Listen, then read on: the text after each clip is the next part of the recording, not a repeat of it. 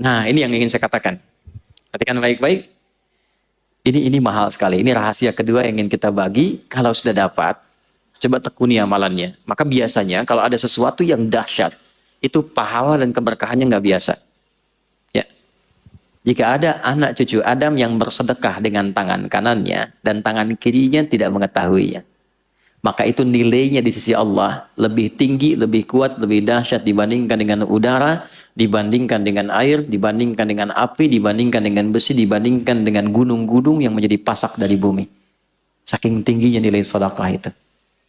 Ya, tangan kanannya bersedekah, tangan kirinya tidak tahu bahwa dia bersedekah.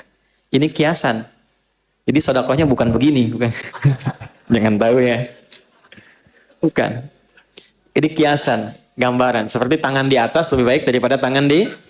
Ingat ya, kalau ngaji bahasa Arab nanti, 85% dari bahasa Nabi itu bahasa majaz, kiasan. Karena Nabi orang paling fasih bahasa Arab. Orang Arab tuh kalau sudah fasih, kata-katanya balaghah. Nah, yang dimaksud tangan kanan memberi, tangan kiri itu tidak melihat, maksudnya menghindari riya. Menghindari apa? Riya. Ya, memberi tidak harus banyak orang tahu. Nyumbang tiba-tiba udah jadi hamba Allah gitu kan. Nah, itu lebih baik. Memberi terbuka pun nggak apa-apa.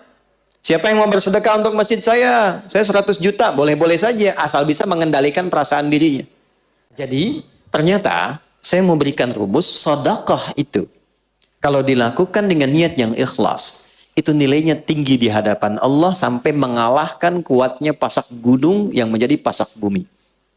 Kuatnya gunung yang menjadi pasak apa?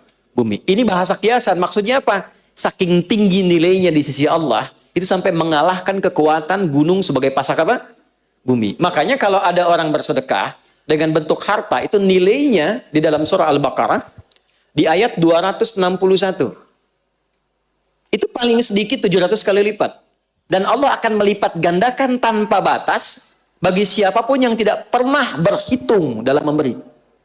Jadi kalau nggak berhitung, Allah beri tanpa hitungan. Dan yang dimaksud 700 itu, jangan dipahami dengan batas materi, sehingga menjadi materialistik.